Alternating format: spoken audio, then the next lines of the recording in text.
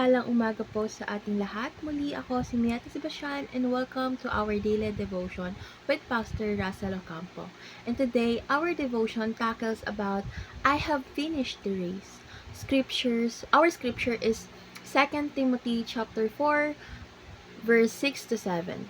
So, NIV version, for I am already being poured out like a drink offering, and the time for my departure is near. I have fought the good fight, I have finished the race, I have kept the faith. ASND version, sapagkat nalalapit na ang panahon ng aking kamatayan, tulad ng isang inihahandog sa Diyos, natapos ko na ang laban, natapos ko na ang takbuhin, at napanatili ko ang aking pananampalataya. So, tungkol saan nga ba tong verse na to? At para sa akin, para sa pagkakaintindi ko, ang verses na ito is nagmula sa 2 Timothy chapter 4 verse 6 to 7. Ay ibinabahagi niya ang huling liham ni Pablo kay Timothy bago ang kanyang kamatayan. Dito ay pinahayag ni Pablo na ang kanyang kalagayan at ang kanyang tiyak na kamatayan, ang kanyang pahayag ay puno ng pananampalataya at katiyakan na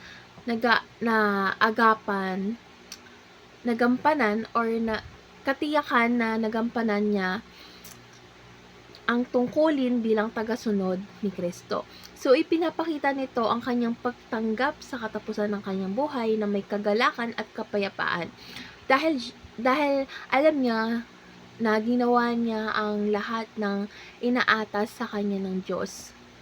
So, dadako naman tayo sa ating teaching. So, ano nga ba ang teaching natin? So, yung first teaching natin is Paul fought the good fight. So, si Pablo ay hindi sumuko sa kanyang pananampalataya at paglilingkod sa Diyos. Kahit na sobrang dami niyang hinaharap na pagsubok at paghihirap, pero mas pinili niya yung may mabuting laban. Kumbaga, sumasagi kasi sa utak niya na dapat may mabuting laban ka. Dapat ito kasi yung sumasagisag na pagtuloy niya ng pakikipaglaban sa kasamaan at pagtatanggol sa ebanghelyo. So, ipinapakita ni Pablo na ang kanyang buhay ay isang patuloy na pakikipagbuno upang maipahayag ang katotohanan at maglingkod sa Diyos ng buong puso at kaluluwa. So, next naman po is Paul finish the race. So, ipinakita ni Pablo na tinapos niya ang takbuhin na itinakda sa kanya ng Diyos. So, ang karera kasi is sumisimbolo ng kanyang buhay at misyon bilang isang apostol ni Kristo. So, sa bawat hakbang ng kanyang paglalakbay is napapanatili niya ang kanyang pananampalataya at nagampanan niya ang kanyang mga tungkulin. So, ang kanyang determinasyon is katapatan ng kanyang misyon ay nagbibigay ng inspiration sa bawat Kristiyano na tapusin ang kanilang sariling karera ng may integrity at katapatan. So, last teaching is Paul kept the faith. So, ipinapakita din ni Pablo na sa kabila ng lahat ng pagsubok at pagdurusa niya is napanatiling niya pa rin ang kanyang pananampalataya sa ating mahal na Diyos. So, hindi siya natinag sa kanyang paniniwala at patuloy siyang nagtitiwala sa mga pangako ng Diyos. So, ang kanyang halimbawa ng nagpapakita ng kahalagahan ng matatag ng pananampalataya at anumang pagsubok na ating hinaharap is faith talaga ang solusyon. So, dadako naman po tayo sa ating application. So, yung first application po natin, stand our journey with the end in mind. So, dapat tayong mamuhay ng may layunin.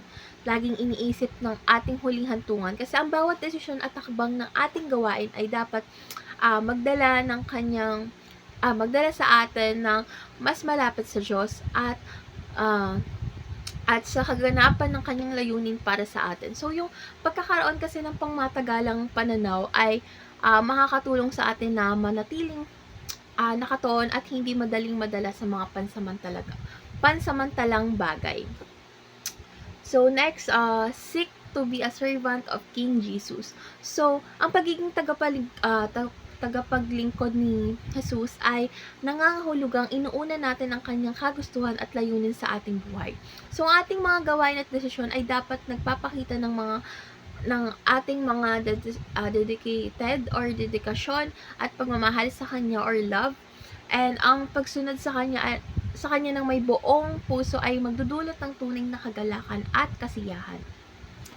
So, last application is save one productive day at a time. So, dapat nating pahalagaan ng bawat araw. Kasi bilang isang pagkakataon upang maglingkod at magbigay puri sa ating mahal na Diyos. So, yung pagiging produktibo sa isang araw o sa pang-araw-araw ay nangangahulugan na ginagamit natin ang ating oras, talento at yaman sa paraang magbibigay ng kawalhatian sa ating mahal na Diyos. So, ang bawat araw na ginugol sa mabuting gawa ay isang hakbang patungo sa katuparan ng ating misyon. So, last, dadako na po tayo sa ating discussion. So, yung discussion natin is, how does Paul's letter of departure challenge us to serve King Jesus? So, para sa akin kasi, yung liham ni Pablo ng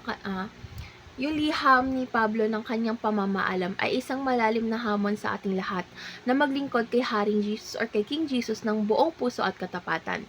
So, ipinapaalala rin kasi dito sa atin na ang kahalagahan ng pagkakaroon ng isang layunin sa buhay ay dapat tayong mamuhay na may malinaw na direksyon, laging iniisip ang ating huling hantungan. So, ang bawat desisyon kasi at hakbang na ating gagawin ay dapat magdala sa atin ng mas malapit sa Diyos at sa katuparan ng kanyang layunin para sa atin. So, ipinapakita ng halimbawa ni Pablo na ang tunay na lakas at kagalakan ay matatagpuan sa paglilingkod kay Jesus.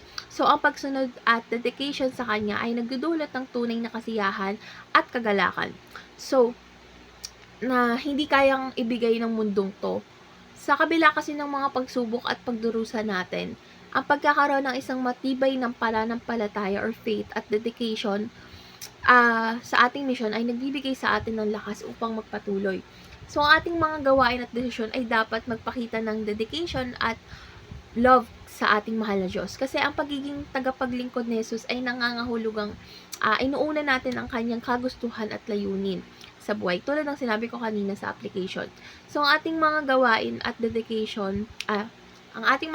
gawain at desisyon ay dapat magpakita ng ating dedication at pagmamahal sa Kanya.